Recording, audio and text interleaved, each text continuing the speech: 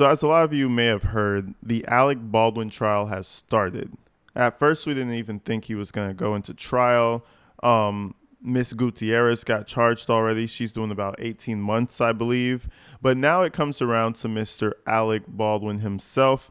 And I just wanted to show you the stark contrast between how he is now and how he acted when the actual incident happened. Because right now, I don't know how to say it. We were doing a live stream the other day. He has his arms crossed, face kind of twisted to the side. He kind of inches to the side every once in a while to see the witness, to like get a good view of him.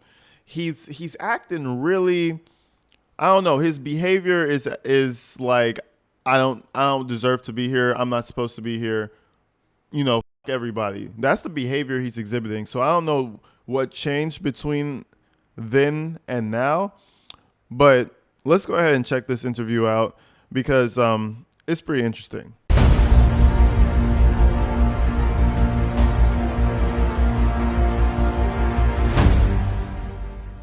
do have some very unfortunate news to tell you. What? She didn't make it. Yeah. So Joel's still at the hospital, but the other person involved didn't make it.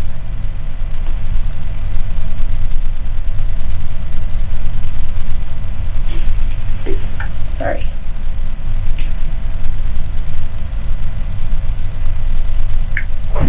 Now you gotta wonder what's going through his mind. Is it genuine? It's probably both. It was probably like, oh my God, can't be.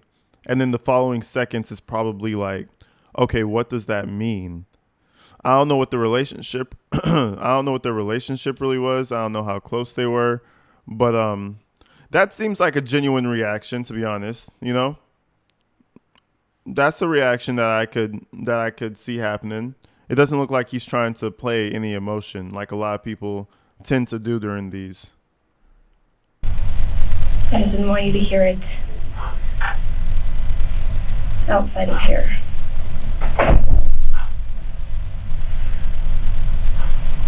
Is there something we could do for you? Doesn't say that Jonah, is it?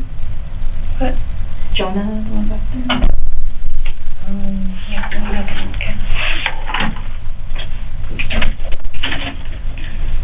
Okay. Would you want Jonah in here with you? What do you want to do? Do you want to make a call? you can sit.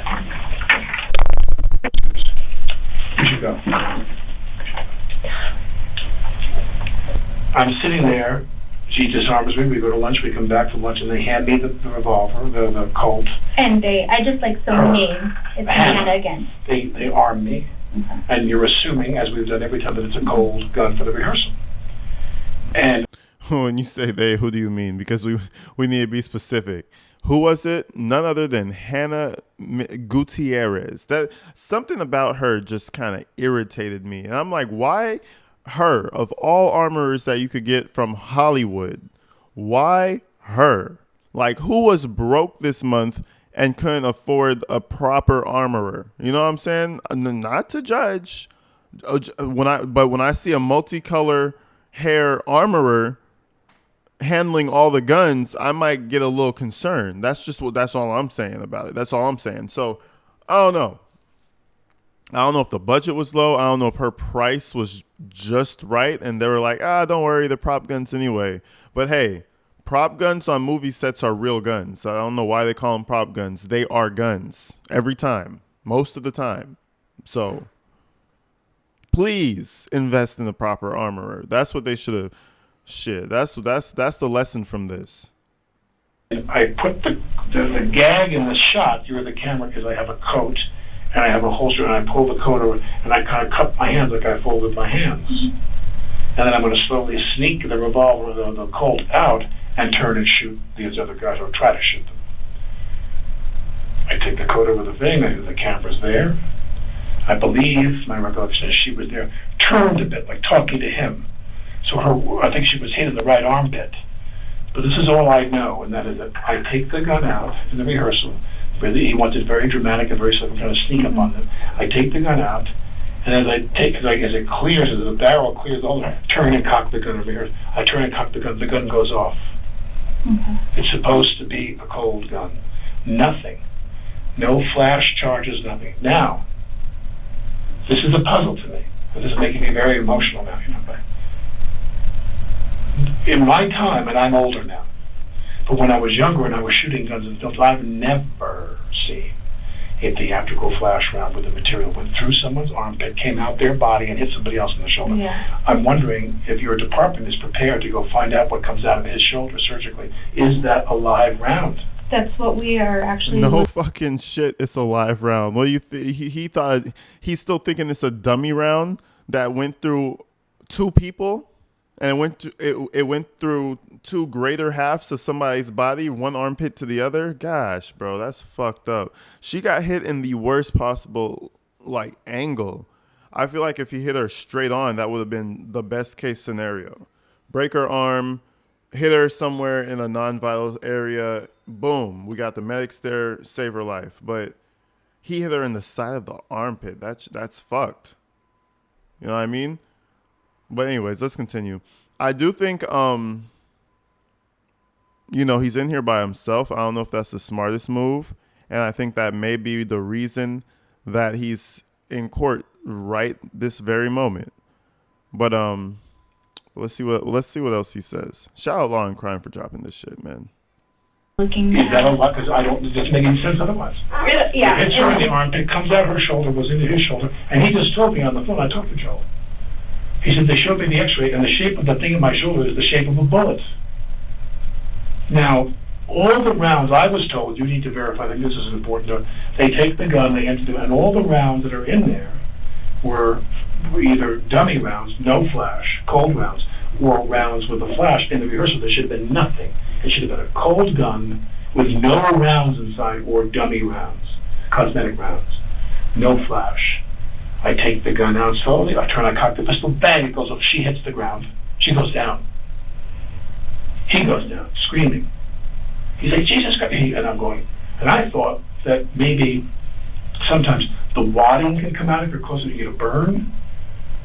Two actors who killed themselves with guns, with theatrical guns, John Eric Hexum and Brandon Lee, they put the live round in, and I'm told even with the flash powder, you can cause contusions and you can do a brain bleed and die, which both of them died. Right.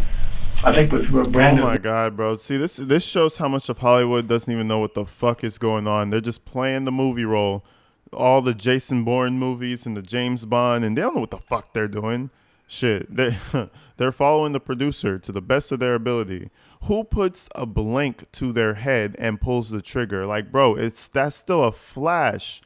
That's still gunpowder. Like, okay, all right. Note to self: don't put a real gun to your head with real powder in there that makes it go pa. No projectile. Don't worry about it. But I mean, I don't know. It's crazy. Anything for that movie, I guess. There was a piece of material lodged in the thing that shot from or something. Yeah. I don't remember vividly, but my point is, I've been doing this. I shot enough guns in my day in movies. I've never seen this before, where a flash round. But from my understanding is, may I borrow your pen for a minute? You could even borrow mine. My understanding is that in a bullet, here's the thing with the pin, and here's the bullet itself. And now here, when you have a cosmetic round, no flash, no nothing, they drill a hole in the side of the brass to signify that it's a cosmetic round. There's nothing in there. There's no powder. But when you have a flash round, and there's stuff in there, wadding and powder to make the charge. This material here, that is the bullet, is made of a clay or some material that just disintegrates. So what you have is bang, and you see the flash go bang, and you get a sound, but nothing. There's no projectile. Mm-hmm. And what I'm curious about is what came out of that bullet that went through her body and into his shoulder. That's pretty powerful. What came out of that bullet was a fucking bullet. What came out of the bullet was a bullet, bro. The bullet was a bullet. That's what I guess they don't understand that at this very moment of time. But at least it kind of makes him, we all knew he didn't do it on purpose. We all knew he had nothing to do with it, but it kind of just clarifies to everyone who had their doubts, like, bro was just over here trying to act and expected the armorer to do her job. Now, you guys let me know what you think in the comments. Should he even be in trial? I guess he did pull the trigger end of the day, and he went on the news. The one thing that was kind of fishy about him is that I think he tried to clear up his image by saying he cocked the hammer back, and then when he let it go, the hammer flew down and shot her, but he didn't accidentally pull the trigger. We all know you pulled the trigger by accident, bro. It's like you didn't have to lie about that. But that's why I think he went on the news, and he said he cocked it back. His finger wasn't on the trigger, and then it went off. But everybody who used like the double action, I think it was, you click it back, it's not going to go nowhere. But you know, once it's clicked back to the second click or whatever, I'm not no expert, you touch that trigger just a little bit, just a little, you know, it's super crisp. It's going to go off super easily, right? There's no, you just, boom, the gun goes off. I think that's what happened with him. He cocked it all the way back and his finger kind of just brushed against it, boom, gun goes off. And I think he went on the news, and he wanted to tell everybody like, no, the gun malfunctioned. I don't think the gun malfunctioned. I think the dumbass armorer put a bullet in there somehow, some way, and he accidentally pulled the trigger. So with that being said, do you think he deserves any prison time? I don't know, but let's continue with the interrogation. Now, some people say. You can lodge material in the barrel accidentally, a rock, something, that happens. Which is why every time we've done this, I'm here to tell you, to testify that every time we've done this, she's done it right. She cleaned the barrel, made sure nothing was lodged in there. We went hot when they were ready. It was announced, going hot. Crew gets ready. And then all of a sudden, you're the camera, and I shoot away from you. I sit there like, bang, bang, bang, and flashes are coming out. We shoot the rounds. She cleans the barrel every time, and she checks that the rounds are all cosmetic rounds, or nothing in the chamber for the rehearsal. She hands me the gun. I'm assuming she's done it the right way. She's done it the last 2 weeks. I put it in the holster. I pull it out slow. We're rehearsing. Why? I'm filming That's anything. crazy. I pull it out slow, turn, cock the pistol, bang, it goes up, and she hits the ground. See that one thing where he says cock the pistol, bang, she goes down? He cocked the pistol and brushed against the trigger, bang, she went down. That's what actually happened, in my opinion. But I just don't understand how you do that right. That is your only job, is to take care of these guns. Make sure nobody gets their fucking head blown off. That's it. That's your only fucking purpose you have. And you didn't do that properly? Like, what the fuck? And it's not like, oh, make sure the wiring is proper and make sure the cameras are on and make sure everything is plugged in. You can make a mistake, but the job is kind of high stakes. Like, you would think like no bullets, right? No bullets on set, right? We all agree? Okay, let's check these guns. Let's make sure. She couldn't even do that right. I don't like the armorer. She kind of sucks, in my opinion. And then he starts screaming.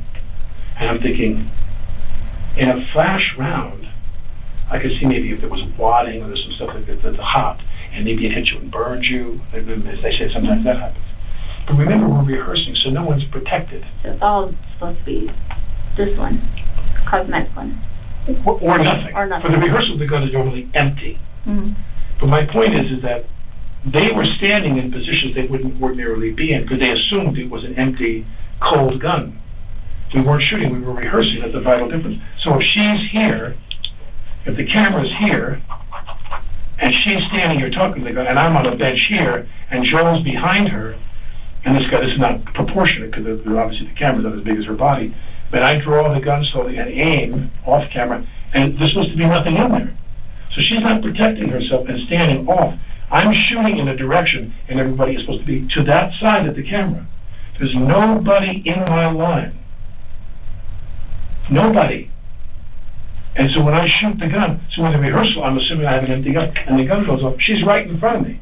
Mm-hmm. She's as far from me as I am from a difference between maybe you and the door. Okay. So pretty close proximity.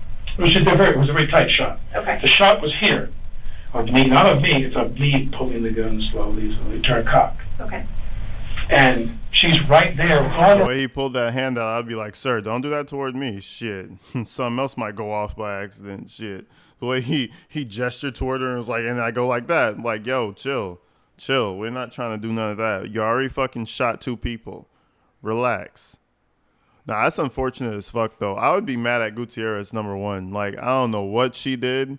I don't know where she did. I don't know how she did. But where the fuck did that bullet come from? That shit is crazy, bro.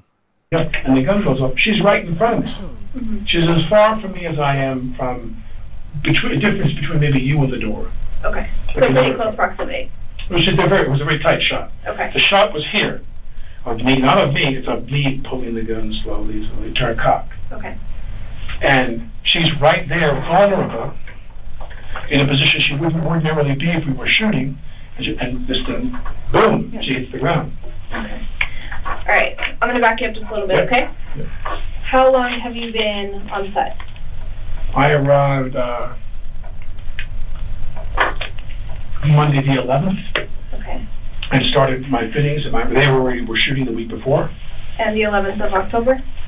Monday the 11th, I flew in from New York. I flew from New York to Denver to Albuquerque, because there's no direct flights here, and then drove from Albuquerque to here, rehearsed and fitted, and did all my preparatory stuff. So that was in October, correct? That was Tuesday the 12th, yeah. I flew on the 11th, rehearsed on the 12th, started shooting the 13th, Wednesday the 13th, I started shooting. Okay. We shoot a Wednesday through Sunday schedule. We're off Monday, Tuesday. So the entire time you've been on set, have you seen the same armorer? And her crew, yeah. Everybody. How many people are on her crew? My guess is that what I witnessed is 3. Okay. All young women. Hannah and 2 other women. All right. And very often their task with me, because we're not shooting every day, guns, there's no armaments every day, they dress me with my holster, my knife. The film is set in 1888, so I'm armed with the classic weaponry of the cowboy era. Okay. And so they would make sure I was dressed properly. 85% of their task is to make sure I'm dressed with everything properly. The armorers? The armorers, wardrobe doesn't necessarily, they sometimes trade back and forth, but wardrobe doesn't necessarily deal with my holster. Okay. See what I'm saying? Even he's trying to hint toward them. I see what you're doing over there, Alec. I see what the armorers, their whole job, but he's right. Their whole job is to put the armor, the armory, the fucking, the stabby, shooty shit on you, okay? Take it on and off and make sure nobody dies. Like, come on. The wardrobe puts on your little cowboy costume, and then the armorers deal with the real pointy, shooty shit, and then they put it on you and they take it off you. So that's the only job you have. I don't see how it's that difficult. I mean, you have a number of guns, keep inventory. You have a number of dummy rounds. You have a number of dead rounds, keep inventory. It's like, I don't know how hard that can be, but shit, put me in the next Rust film. I'll make sure everything's good. And come on, like, how do you fuck something like that up? But let's continue. And the knife, that's a prop. The armorer, Hannah, and her team, they dealt with me being knifed and that being lashed properly, so it looks proper. Okay. And the holster. Okay. So it was wardrobe as much as it was props, as much as it was armaments. Okay. Do you know Hannah's last name? No. Do you know what she looks like? Or can you describe Yeah, what multicolored hair, glasses, not too tall. Everyone knows her pretty well because her father is a very famous armaments guy. He's a guy that did guns in movies for decades. He's very well known. Okay. Ding, ding, ding, ding, ding, ding. Well, that's how we found out how she got into this business. Daddy was a decorated armament handler and said, daughter, you know what? You should do that too. And it was the worst fucking idea ever had by a father. I don't know. That's just my assumption of how the story went, how the inception of her career path began. But, some things need to just some things need to just end with that generation, Do something else. Do something interesting. You don't have to do what Daddy did. That's crazy. If there's no passion there, you're going to be lazy. You're going to not want to do it. You're just going to you're going to skid your way through. And I feel like that's what she did. There's even a quote I saw online. Don't quote me on it.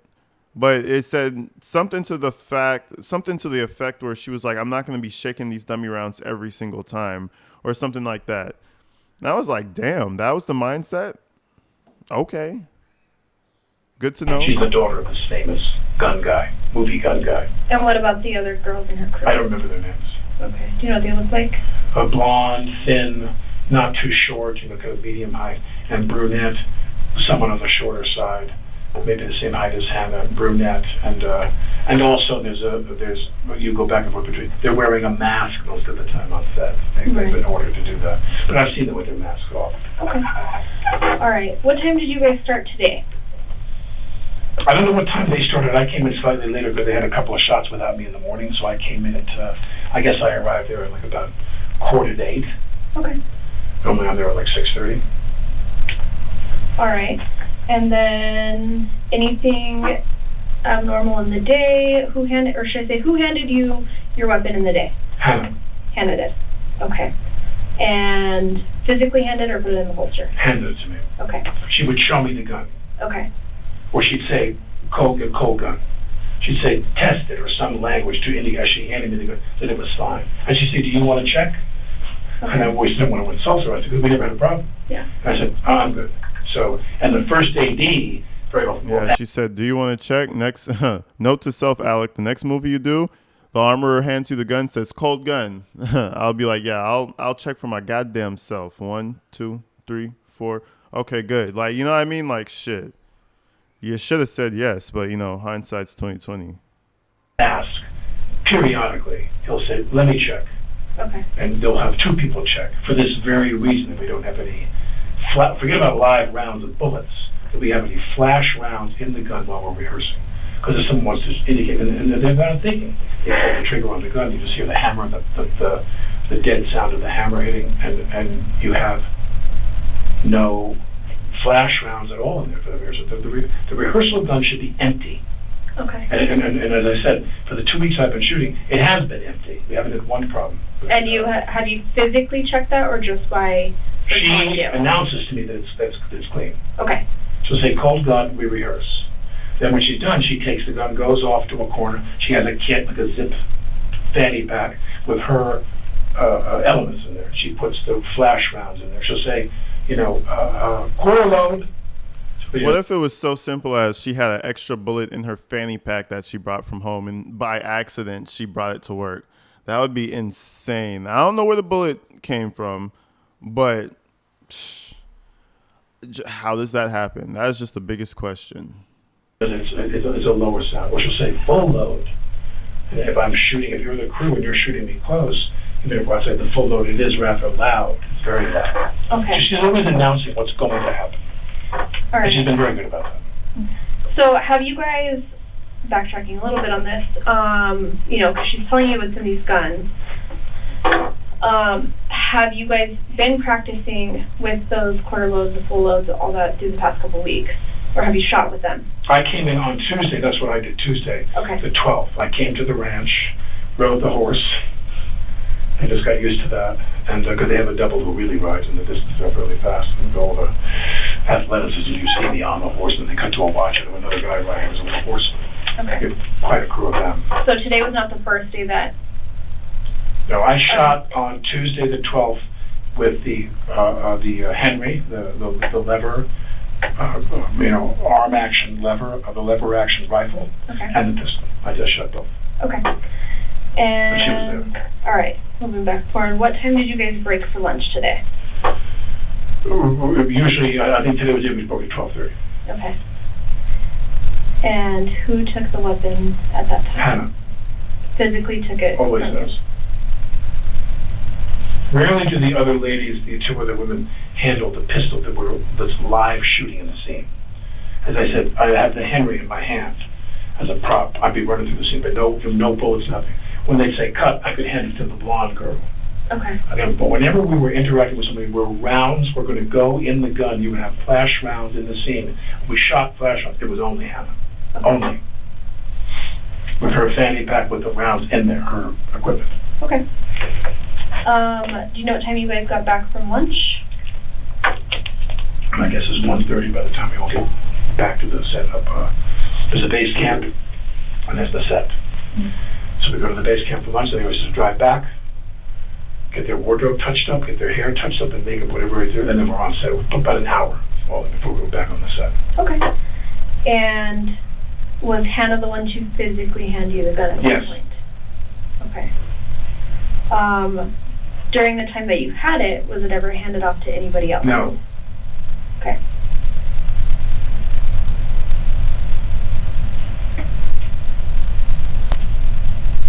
Did you see